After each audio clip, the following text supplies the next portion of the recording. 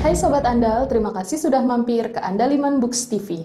Apakah kalian kadang kesulitan ataupun ragu-ragu untuk menentukan jawaban soal-soal tenses dalam tes TOEFL? Kalau iya, pas banget nih. Di tajuk lolos TOEFL kali ini, kita akan banyak berlatih soal-soal structure and written expression khusus tentang tenses.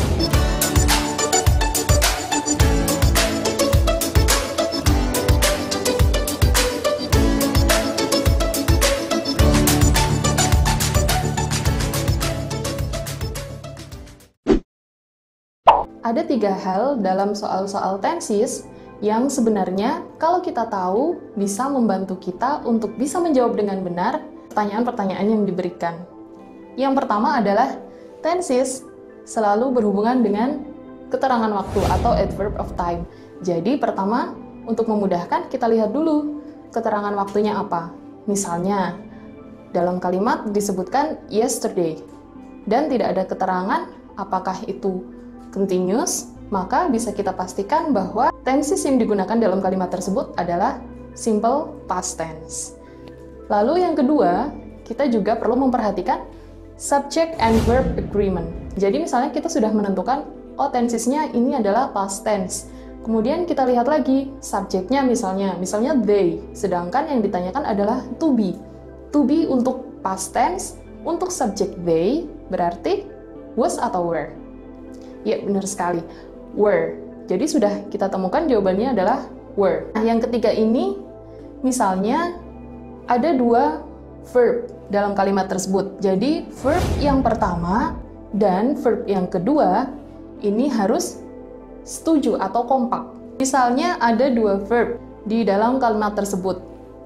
Nah, misalnya ada manage and bla bla bla, atau dibalik. Ini yang dikosongkan, kemudian ada and organizes. Nah, melihat verb yang ada di sini, kita bisa tahu bahwa oh ini tensesnya berarti simple present dengan verb 1 s, is. Dua-duanya sama ya. Misalnya ini yang kosong maupun yang ini yang kosong, kita bisa menentukan oh berarti verb yang pertama dan verb yang kedua harus kompak. Berarti jawabannya kita pilih yang menggunakan verb 1 S, IS. Oke, udah nggak sabar kan? Yuk langsung kita mulai latihan soal-soalnya.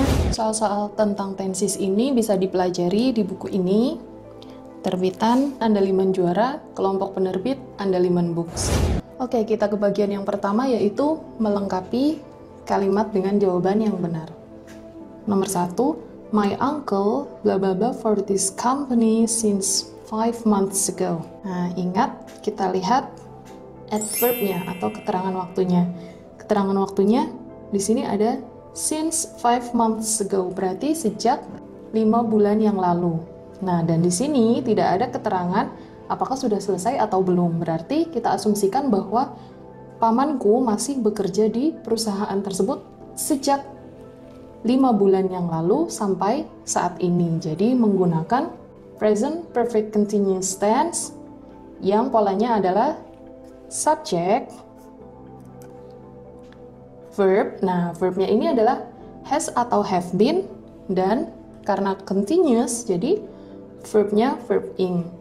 Langsung kita lihat yang ada ing-nya hanya yang C, berarti jawabannya yang C, has been working. Oke, nomor 2, the librarian bla bla bla and organizes books and documents in the library every day.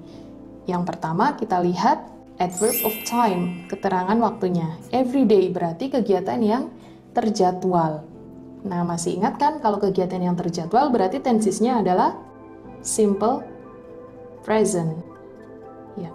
Karena tidak ada keterangan dulu atau kapan, berarti every day sampai saat ini. Pokoknya kegiatan yang terjadwal sampai saat ini. Berarti simple present, verbnya adalah verb 1. Nah, untuk subjek the librarian, di sini kan subjeknya tunggal, cuman 1, tidak ada S-nya ya. Jadi cuman 1, pustakawannya cuman 1, berarti verbnya verb 1 plus S atau IS. Jadi yang B. Kalau kita ragu-ragu, kita lihat di sini kan ada 2 verb. yang dihubungkan dengan and. Nah, dan keduanya ini harus kompak. Di sini ada organizes, ada s-nya, berarti verb di sini juga s atau is. Nah, ini lumayan membantu kita. Oke, nomor 3. Reading books, bla bla bla us have a wider point of view. Membaca buku membuat kita memiliki sudut pandang yang lebih luas.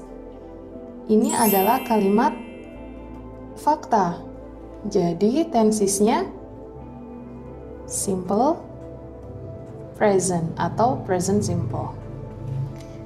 Nah, karena present simple, kita lihat dulu subjeknya. Subjeknya adalah reading books, membaca buku. Hati-hati meskipun di sini ada s-nya, books, tetapi kegiatannya adalah membacanya. Jadi membaca buku, bukan bukunya. Jadi subjeknya bukan bukunya, tetapi membaca buku. Jadi membaca buku kan tunggal. Jadi kita lihat verb yang digunakan untuk subjek tunggal, yaitu makes. Oke, selanjutnya nomor 4. The citizens have bla bla bla the next president. Ini sangat mudah.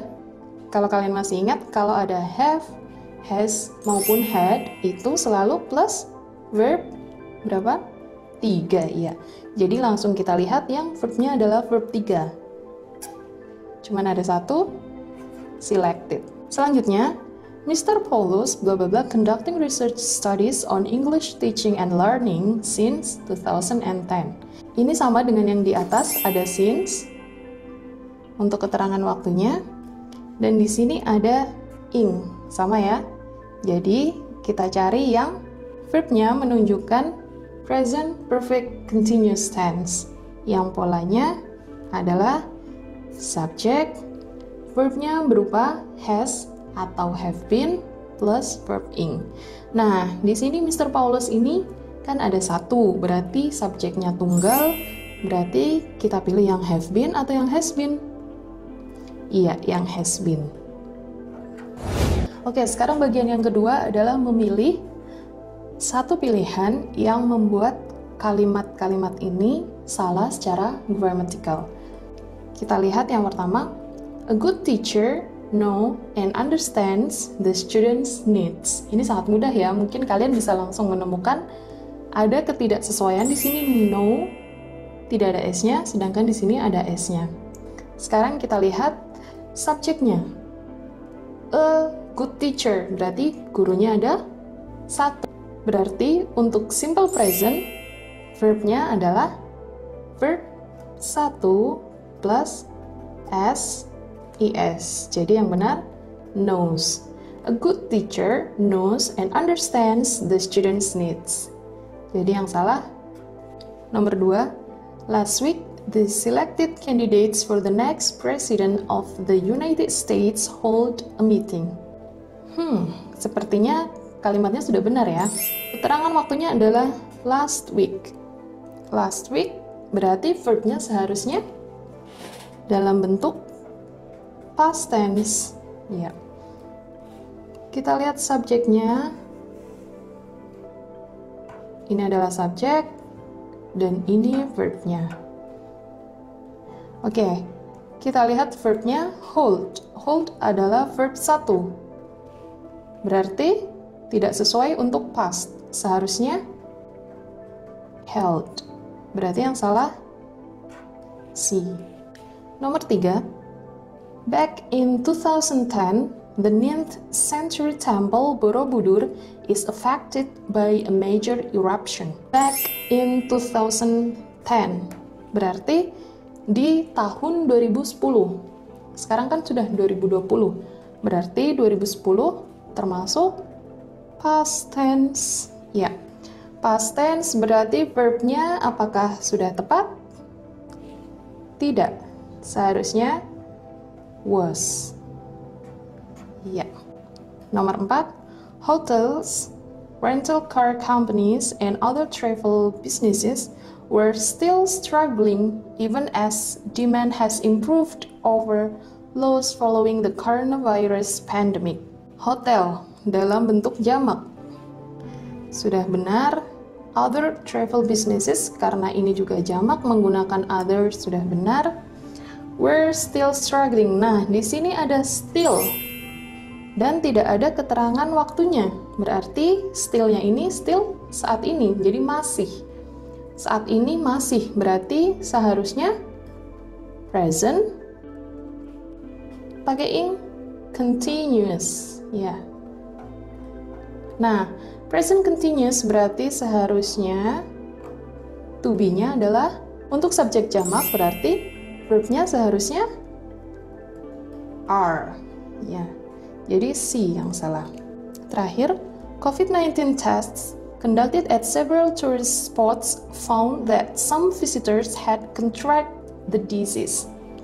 Pasti langsung ketahuan yang salah apa. Ya, karena di sini ada had. Ingat, had, has, dan have selalu diikuti verb 3. Jadi seharusnya contracted. Nah, ini yang salah. Nah, gimana? Ternyata mudah kan mengerjakan soal-soal tentang tenses? Semoga latihan tadi membantu kalian ya untuk lebih siap dalam menghadapi tes TOEFL. Tapi tentunya latihan tadi tidak cukup. Kita harus terus berlatih dan membiasakan diri dengan soal-soal TOEFL. Kita bisa belajar dari buku-buku yang berkualitas. Jangan khawatir, Andaliman Books punya banyak rekomendasi referensi berkualitas. Cek infonya di akhir video ya. Kami tunggu saran dan kritik kalian di kolom komentar. Jangan lupa like, share, subscribe, dan klik tombol loncengnya supaya kalian dapat notifikasi tentang video-video pembelajaran selanjutnya. Terima kasih, sampai jumpa!